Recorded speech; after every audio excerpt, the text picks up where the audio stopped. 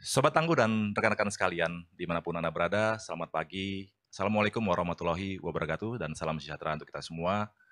Kembali bersama kami, tim komunikasi publik gugus tugas percepatan penanganan COVID-19 akan berdiskusi, berbincang-bincang mengenai penanganan COVID-19 di Indonesia. Tak lupa saya juga mengucapkan selamat pagi untuk teman-teman pengguna aplikasi live Instagram semuanya. Hari ini tema kita adalah aman, produktif, adaptif, dan sporty. Untuk itu saya sudah ditemani oleh Mas Yudi Widiantoro sebagai founder komunitas Yoga Gembira. Selamat datang di Gera BNPB. Selamat pagi Mas Yudi. Selamat pagi Mas. Ya. Kemudian kita juga sudah terhubung dengan Mbak Melani Putria. Selamat pagi Mbak. Halo. Selamat pagi. Apa kabar Pak Kris? Iya, sehat. Apa kabar semuanya? Sehat, alhamdulillah. Tetap sehat ya Mbak Melani ya? Tetap sehat, tetap semangat. Tetap sehat, tetap semangat. Itu yang paling penting. Kemudian kita juga terhubung dengan Bung Azrul Ananda, Presiden Klub Persebaya dan founder mainsepeda.com, serta aktif mengelola Liga Basket Pelajar di Indonesia. Selamat pagi, Mas Azrul, Bung Azrul. Pagi. Weh, ketoknya habis sepedaan ini ya? Iya, tadi seharusnya lebih jauh sih, cuman karena ada acara ini jadi dipendekin. Waduh, mohon maaf. Jadi karena acara ini jadi terhenti untuk goes ya. Nanti bisa dilanjutkan lagi 100 kilo ke depan setelah acara ya? Nanti malam ada acara virtual 100 kilo lebih. Tapi baik. Indoor ya. Oke, saya ke Mas Yudi dulu. Ya. Selama pandemi COVID-19 ini, apakah komunitas yoga itu masih berlanjut atau sempat terhenti atau bagaimana cara mengatasinya, Mas? Selama pandemi ini ruangnya berbeda, tapi tetap berlanjut latihannya. Kami namakan istilahnya buat kelas online. Oke, kelas dan online. juga berzumpa. Ya, tetap ada dengan mengikuti juga protokol juga. Kami selalu menganjurkan tetap juga karena ada latihan pernafasannya juga di samping matras yang biasa untuk latihan olah fisik. Untuk menyediakan juga hand sanitizer dan sebagainya. Jadi ketika selesai latihan olah fisik itu, ketika menggunakan tangan, jari-jari, di mana ada latihan yang bersentuhan dengan hidung, kami anjurkan untuk sediakan hand sanitizer dan hand sanitizer.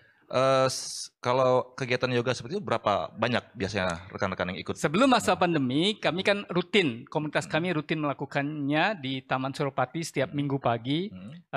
Sebelum pandemi minimal itu ada 100 orang yang 100 ikut orang, latihan. cukup banyak ya? Ya, cukup Pada banyak. saat pandemi? Setelah pandemi, jadi yang lewat online ini ada kemarin ada yang informasikan sekitar 200-an viewersnya. Ya. Nah, bukan artinya yang hadir secara ikut di kelasnya itu berapa banyak? Ada 50 orang, 20 kalau, orang? Karena di rumah masing-masing. Oh, di rumah masing-masing. Kita melakukan kelas online ya. Oh, jadi tidak ada masalah karena memberikan instruksi dari jarak jauh, kemudian yang lain tinggal mengikuti dari rumah masing-masing. Dari tempat masing-masing. Baik, Mas. Kita lanjutkan lagi. Nah, Mbak Melani. Yes, Pak Kris. Ya. Nah, selama pandemi ini kegiatan larinya bagaimana, Mbak Melani? Ya, kegiatan lari sudah pasti ada perubahan ya, ada adaptasi yang dilakukan. Jadi semuanya shifting, yang tadinya lari outdoor bersama-sama dengan komunitas, sekarang jadi larinya mandiri, larinya masing-masing. Memang masih banyak teman-teman yang masih melakukan lari outdoor, tapi itu pun terbatas pada lingkungan tempat tinggalnya kita aja. Nah, di sisi lain juga kadang-kadang nih teman-teman komunitas lari yang tadinya berkumpul bersama di hari-hari tertentu jadi berubah juga sama seperti teman-teman komunitas yoga. Jadi melakukan olahraga strength training, kardio, intensitasnya dari mulai yang ringan sampai yang sedang itu melalui virtual. Jadi kita sama-sama olahraga online, tetap mempertahankan stamina, tapi sekarang dengan media yang berbeda. Begitu ya, jadi nggak ada masalah ya, cuma kita hanya memilih mungkin teman hanya sendirian atau tidak ada teman lari di treadmill sendiri gitu Mbak Melani ya?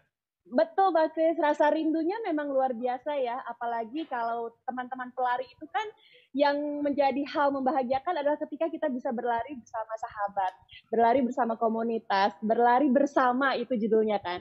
Nah ketika harus lari sendiri, itulah yang dirasakan bosan, jenuh ya? Bukan jenuh sih Pak, tapi something missing gitu. Justru esensi dari lari bersama itu yang kita sekarang sangat merindukan. Baik, Mbak Melani. Nah, kalau Bung Azrul sendiri gimana? Main sepeda kan kayaknya agak gimana ya main sepeda sendirian gitu. Pasti biasanya sepeda itu rame-rame gitu. Sebenarnya sepedaan ini juga perubahannya besar sama seperti lari tadi, yoga tentunya. Tapi dengan adanya teknologi sekarang ya, teman-teman yang mampu mungkin sekarang ada yang namanya indoor training. Jadi kita latihannya pakai aplikasi. Jadi kalau rutenya dulu jalan beneran, aspal, sekarang rute virtual, goes ke London, goes ke Amerika segala macam. Sekarang bisa lewat sarana virtual online. Tapi tentunya yang namanya sepedaan kan sama seperti lari, yang kita inginkan kan sebenarnya keluar dari ruangan dan menikmati, apalagi sepedaan bisa ke gunung segala macam. Mungkin yang di Surabaya agak beruntung karena gunungnya nggak jauh. Sedangkan di Jakarta mungkin lebih sulit menuju ke gunung. Jadi dekat Jakarta ada Gunung Sahari. Surabaya juga ada Gunung Sahari. Ada ya. Jadi akhirnya ya tetap teman-teman yang keluar, kalau kemarin misalnya lebih rame-rame mungkin ada yang memilih sendirian atau membatasi kelompoknya. Misalnya kalau dulu ketemu dengan kelompok lain biasa aja, sekarang oke, kalau bisa mungkin dengan yang saling kenal aja supaya tidak terjadi hal-hal yang tidak kita inginkan dan lain-lain kayak gitu. Tapi tentunya dengan katanya normal baru ya, jadi kalau dulu sepedanya bagaimana, sekarang juga perlengkapannya jadi agak beda dikit. Ya. Baik.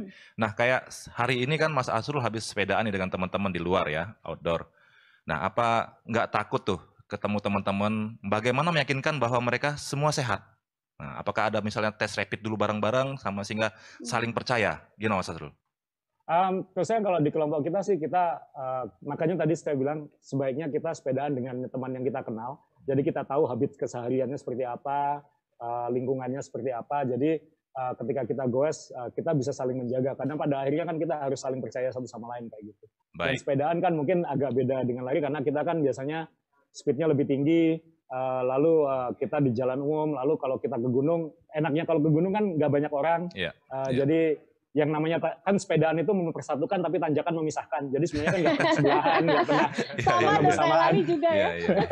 Jadi akhirnya ya sebenarnya jaraknya secara natural lebih terjaga kalau misalnya ke tanjakan. Tapi kalau misalnya lagi peloton, ya kita semua pakai seperti yang saya bawa ini, kita pakai buff misalnya, supaya ya memaksimalkan pengawasan aja kayak gitu. Baik, Mas Asrul. Nah, Mas Yudi, kalau di yoga kan nggak ada masalah ya, artinya kan mau kumpul nggak kumpul masih bisa dikerjakan gitu ya, virtual lebih aman gitu ya, karena kan tinggal melihat gaya-gaya, contoh-contoh gerakan apa gitu ya.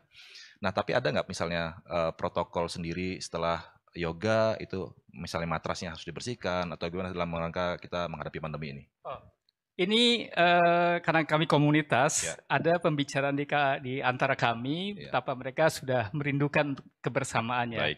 Karena seperti juga yang dialami atau dirasakan oleh Mbak Melani, kebersamaannya itu. Karena ada quote-unquote ritual di komunitas kami, namanya pintong pindah tongkrongan. Jadi setelah latihan bersama di Taman Suropati, kami biasa cari makanan bersama gitu. Wah, seru banget tuh ya. Ya hampir sama lah dengan teman-teman lari, teman-teman sepeda juga gitu ya. Nah ini yang nggak ada missing selama masa ini. Tapi ini yang menarik, saya pikir sesuai dengan tema ini, adaptif ini.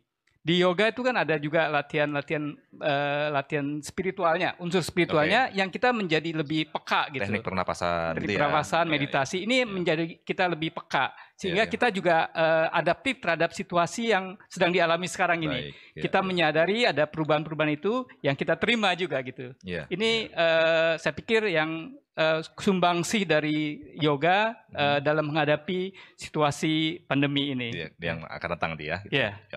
Nah, kalau Mbak Melani, kan ini banyak race-race yang udah dibatalkan ya. Harusnya ada race apa, ternyata harus ditunda banyak semua sekali, ya. Pak. Kan banyak kan? Saya juga udah ikut beberapa, ternyata harus batal gitu ya. Rasanya kok gimana gitu ya. Nah, sarannya ke depan bagaimana nih untuk menghadapi pandemi ini? Apakah race ini tetap melibatkan sekian banyak orang atau memang protokol yang harus dirubah? Bagaimana Mbak Melani? Oke, sampai pandemi ini belum selesai Pak, sampai belum ditemukan vaksin, pastinya penyelenggaraan dari event besar yang mengumpulkan keramaian, massa, dan juga banyak sifatnya secara masif, sudah pasti akan sulit terjadi kalau menurut pendapat saya ya.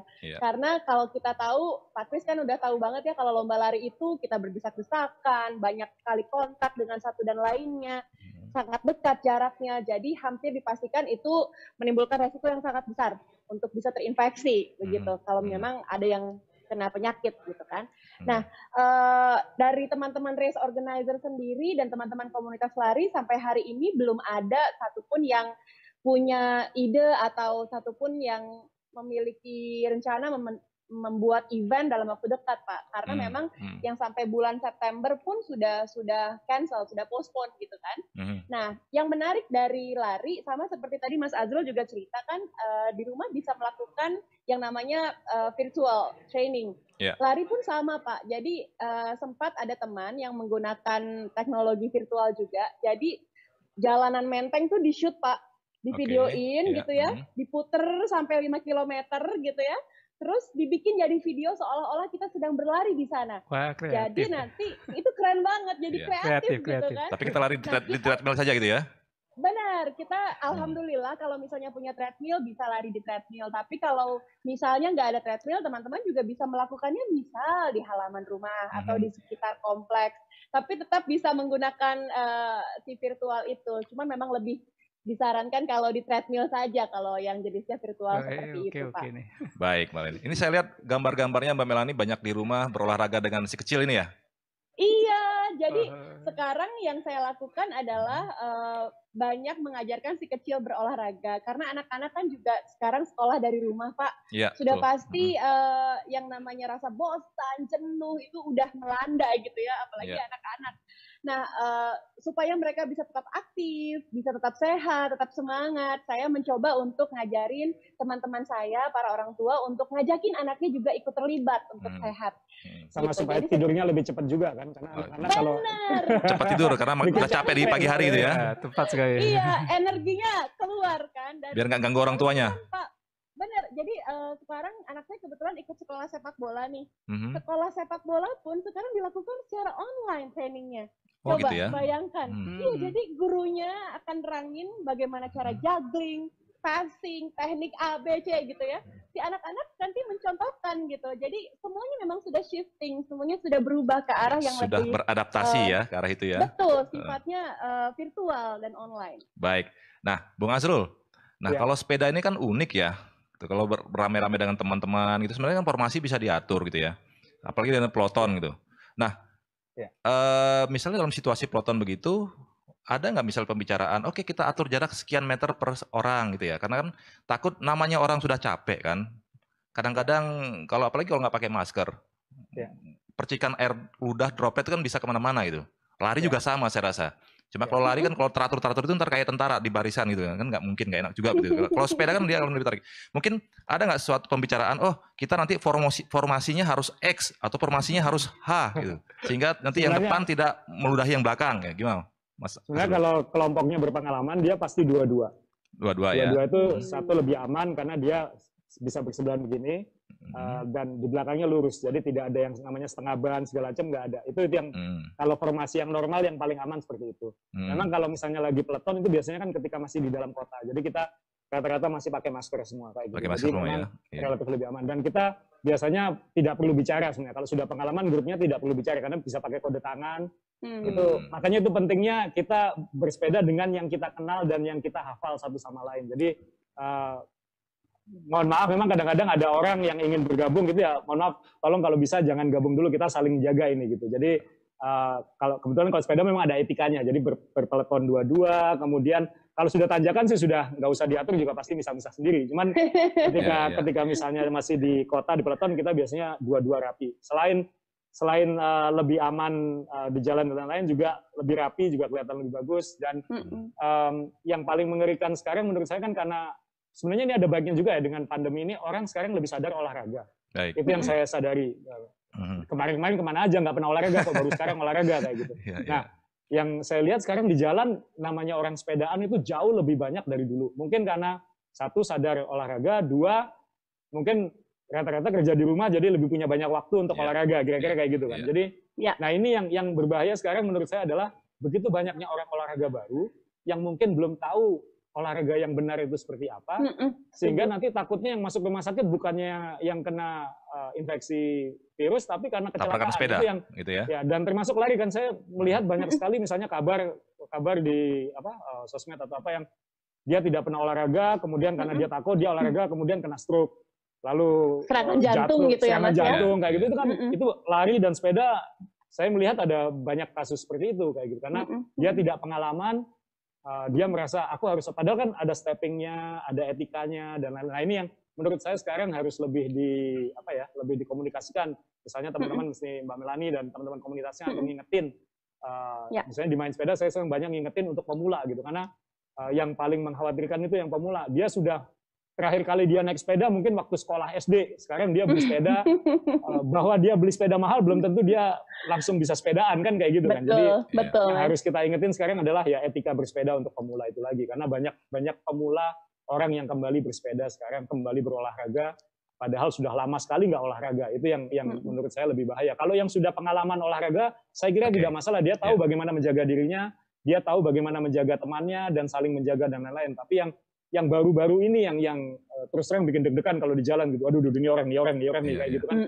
Kita sering lari pun kayak gitu. Nih, mohon maaf, badannya agak gede, dipaksain lari. Ini ntar lagi jatuh nih, belakang kayak gitu. Nah, jadi benar. Yang kita harus ngingetin, ayo olahraga dengan misalnya masker atau dengan buff dengan protap yang lengkap gitu ya. Protap yang lengkap, saling menjaga, tapi juga harus diingat kalau Anda lama nggak olahraga, jangan langsung olahraga keras. Itu juga jangan dipaksakan. Dengarkan kemampuannya ya. Betul. Kita kan olahraga cari sehat ya, gitu ya. Betul. Bukan sebaliknya. Bukan.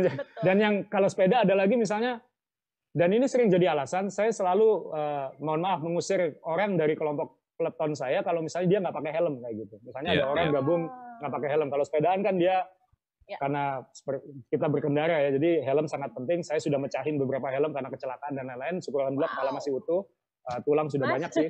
Cuman, nah ini yang juga harus diingetin. Karena alasannya sering gini, kenapa kamu nggak pakai helm? Saya cuma sepedaan untuk sehat kok. Iya, itu bukan alasan. Karena saya punya teman di Jakarta yang dia tuh cuma muter-muter di depan rumahnya aja untuk kalibrasi sepedanya kayak gitu aja. Ada anjing lewat jatuh, bangun-bangun di rumah sakit kan. Jadi pelan atau cepat perlengkapan helm segala macam tolong dilengkapi. Jadi memang edukasi ke pemula ya, saya berharap lari, sepeda dan olahraga lain mumpung orang bergairah olahraga nih, pengen sehat, apalagi efek Asian Games segala macam yang bikin orang lebih senang dengan olahraga, tapi aturan-aturan fundamental olahraganya itu tolong semakin ditingkatkan aja gitu. Baik. Nah, kemudian Mas Yudi, kalau di saran dari Mas Yudi sendiri untuk teman-teman kita di rumah dalam pemilihan olahraga dalam rangka meningkatkan imunitas, ini apa? Kami meyakini setiap gerakan itu ada efek terapisnya gitu. Baik, ada efek, misalnya postur ini bagus untuk apa, postur ini bagus apa. Dan latihan-latihan itu juga tentunya meningkatkan imunitas, khususnya latihan pernafasan itu ya. Itu sangat membantu imunitasnya. Khususnya dengan pandemi ini kami juga mengikuti protap atau yang ditentukan oleh tim ahli kesehatan ini. Yoga sambil pakai masker nggak?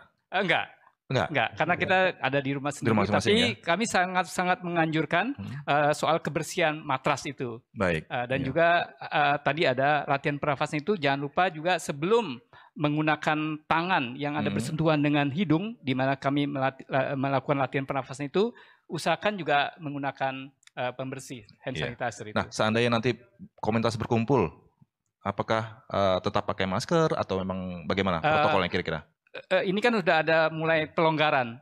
Pelonggaran. Kami juga ada dalam waktu dekat akan melakukan Hari Yoga Internasional tanggal 21 Juni ini. Kami akan merayakan itu dengan jumlah yang terbatas. Tidak seperti di Taman Suropati biasanya, dikurangi jumlahnya dengan tetap menjaga jarak. Ini tapi tetap juga esensi berlatih yoganya tetap ada gitu ya. Nah, kalau Mbak Melani nih sebagai seorang pelari, lari pakai masker kan agak ngap gitu Mbak ya? Nah, itu gimana nanti dalam menghadapi pandemi ini? Baik Pak, kalau saya lihat di aturan PSBB memang tidak ada anjuran atau tidak ada aturan ya untuk pelari atau olahraga di luar menggunakan masker. Kalau kita lihat di pasal 15 ayat 1-2, saya baca di sana kita masih boleh olahraga di luar rumah dan selama tidak berkerumun, tidak berkelompok, dilakukan secara mandiri dan terbatas pada tempat tinggal kita. Tapi dikarenakan adanya pelonggaran ini gitu ya, PSBB transisi tahap 1, ini kan sudah dikasih tahu juga ke kita semua bahwa kita sekarang sudah bisa lari di luar, Pak. Baik. Sudah bisa lagi lari di GBK, sudah bisa. Ini kabarnya nih teman-teman sudah mulai ramai nih katanya di GBK. Kemarin masuk GBK juga ngantri tuh. Itu dia, itu bikin saya deg-degan, Pak, kalau boleh jujur, karena selama ini dikurung gitu ya, Mas Azrul ya. Sekarang keluar dari kandang semua. Ada euforia ya. Ayam, bener, ayam keluar dari kandang gitu. Tapi saya dan teman-teman, ada juga dokter olahraga yang kemarin dokter Andika ngobrol sama saya, kita edukasi juga teman-teman bahwa hati-hati, corona ini belum selesai, corona masih ada. Jadi masih bisa mengancam kita kapanpun, siapapun. Jadi harap diperhatikan protokol kesehatan secara ketat. Boleh olahraga di luar, tapi aturannya diperhatikan. Nah, terkait dengan masker ini, Pak, memang kita wajib menggunakan masker ketika keluar rumah. Tapi ketika kita berlari, Pak Kris pernah nggak nyobain lari pakai masker? Ngap ya, Pak? Kayak dibekep bantal ya, Pak? Kecuali kalau mau meningkatkan VO2 max. Nah, jadi begini, kalau teman-teman sedang berlari, saya selalu menganjurkan untuk dicopot dulu maskernya, Pak, ketika menjalankan programnya. Tapi harus dibawa, tetap wajib dibawa. Tapi ketika masuk program, tidak usah dipakai, karena banyak sekali resiko yang negatif yang bisa terjadi ketika kita tetap menggunakan masker, apalagi saat kita sebenarnya nggak tahu kita punya penyakit jantung bawaan, kita punya penyakit pernafasan gitu ya. Nah, itu yang membuat kita jadi khawatir, Pak, teman-teman pelari ini. Takutnya nih orang kayak tadi Mas Azrul bilang, nggak pernah lari. Begitu lari, ya kan, ujuk-ujuk, lari kenceng, pakai masker. Terjadilah hal-hal yang tidak diinginkan. Bisa kena hipoksia misalnya, kekurangan oksigen tubuhnya. Karena ketika kita bernafas itu kan, memang kita mengeluarkan karbon dioksida dan menghirup oksigen, Pak. Lalu ketika hidung dan mulut kita tertutup, oksigen kita kurang, padahal saat kita berlari kita butuh oksigen 2 kali lipat. Nah, itu celaka, Pak. Jadi saya selalu mengingatkan teman-teman untuk tidak menggunakan masker ketika melakukan program larinya. Tapi ketika sudah selesai, tolong dipakai lagi. Ketika berpapasan dengan orang, tolong dipakai. Ketika harus melewati kerumunan atau keramaian, tolong dipakai. Jadi memang harus diingat sekali nih. Ini kita semua lagi JR nih, Pak. Lagi latihan ya. Lagi latihan menuju new normal gitu. Jadi kita yang harus bisa beradaptasi dengan keadaan baru. Betul. Nah, terakhir Mas Bung Azrul, apa sarannya buat teman-teman penggiat olahraga dalam menghadapi pandemi ini? Soal masker misalnya ya.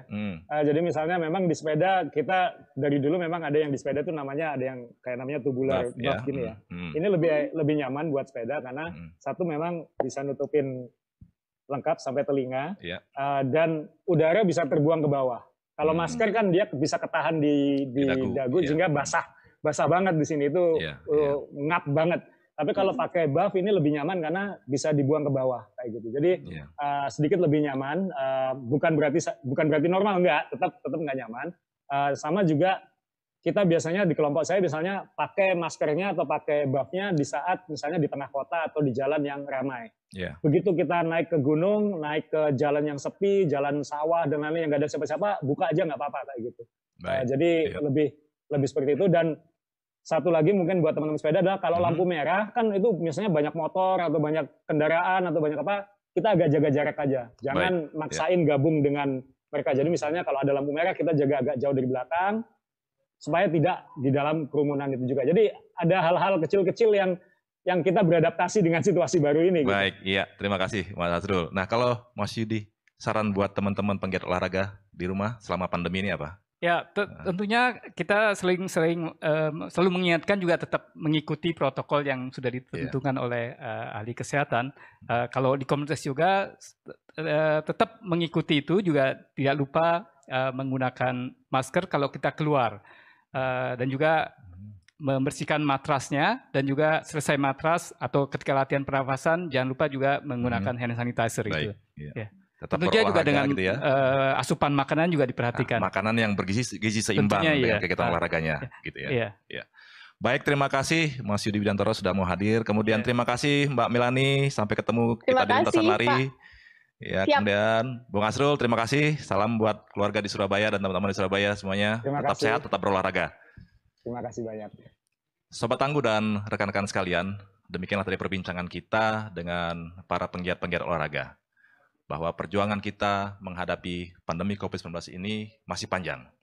pelaksanaan masyarakat produktif dan aman COVID-19 harus terencana dengan menjalankan tahapan prakondisi, waktu yang tepat, sektor yang diprioritaskan, koordinasi yang ketat antara pusat dan daerah, serta monitoring dan evaluasi.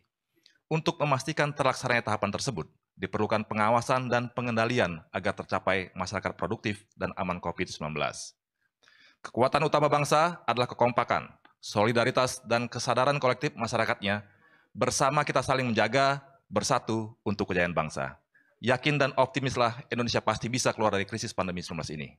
Bersama Tuhan, mari kita bahu-membahu melawan COVID-19. Salam tangguh dan tetap semangat.